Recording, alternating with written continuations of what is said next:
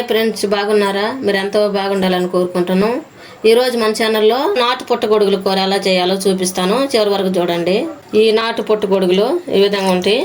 అంత మట్టి ఉంటుంది. మట్టి అంతా శుభ్రం కడుక్కోవాలి.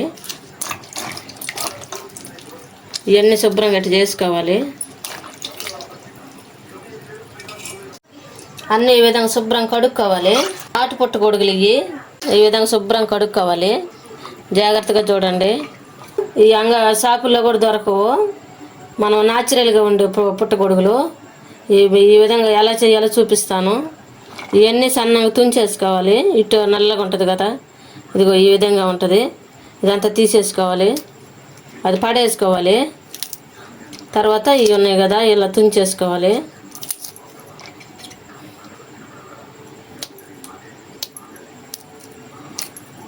ఈ విధంగా అన్నీ తుంచేసుకోవాలి. ఇవన్నీ పక్కన పడేసుకోవాలి. పుట్టగొడుగుల కూర కోసం ముందుగా కళాయి పెట్టుకోవాలి. స్టవ్ మీద కళాయి బాగా వేడైన తర్వాత ధనియాలు వేసుకోవాలి.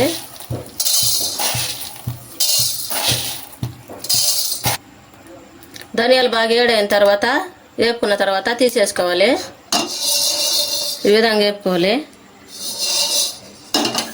ఈ మిక్సీ జార్లోకి తీసుకోవాలి.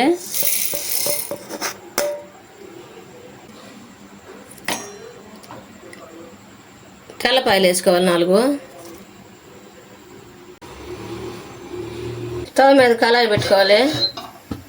కళాయి వేడైన తర్వాత ఆయిల్ వేసుకోవాలి. నేను 2 స్పూన్లు ఆయిల్ వేసుకున్నాను.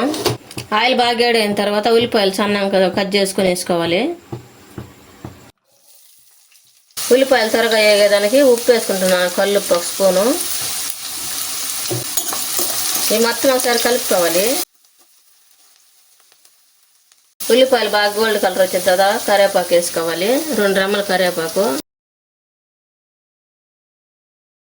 2 టమాటాలు కట్ చేసి పెట్టుకున్నాను సన్నంగా. అవి కూడా ఆ ఉల్లిపాయలు వేగినాయి, బాగా గోల్డ్ కలర్ వచ్చినాయి. ఇప్పుడు వేసుకున్నాం. ఒకసారి కలుపుకున్నాం అన్నీ.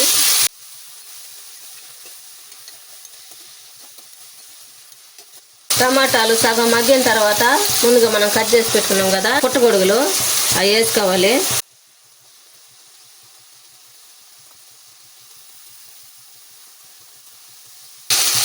ఇవన్నీ ఒకసారి కలుపుకోవాలి.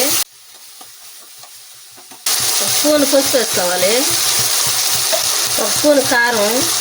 మొత్తం ఒకసారి కలపాలి.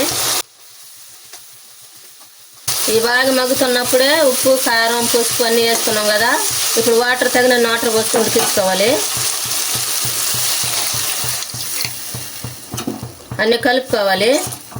ఇప్పుడు మూత పెట్టి ఉడికించుకోవాలి. అన్నీ బాగా చిక్కబడే వరకు ఉడికించుకోవాలి. ఉడికిందో లేదో మూత తెచ్చొద్దాం.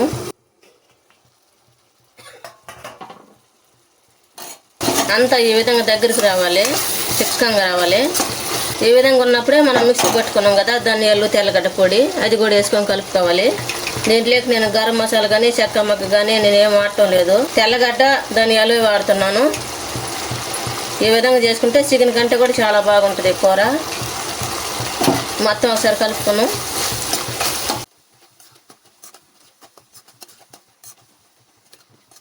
ఒక నిమిషం మూత పెట్టి ఉడికించుకున్నాం.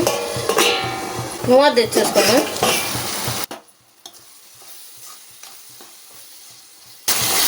ఈ విధంగా అండి. ఇప్పుడు స్టవ్ ఆఫ్ వేసుకొని దించేసుకోవాలి. వేరే బౌల్లోకి సర్వ్ చేసుకున్నాం. ఎంతో టేస్టీగా ఉండే నాటు పుట్టగొడుగుల కూర రెడీ అయింది. మీరు కూడా మీ ఇంట్లో చేసుకుని ఎలా ఉందో మాకు కామెంట్లో పెట్టండి. లైక్, షేర్ చేయండి, సబ్స్క్రైబ్ చేసుకోండి, పక్కన ఉన్న బెల్ నొక్కండి. Thank for watching.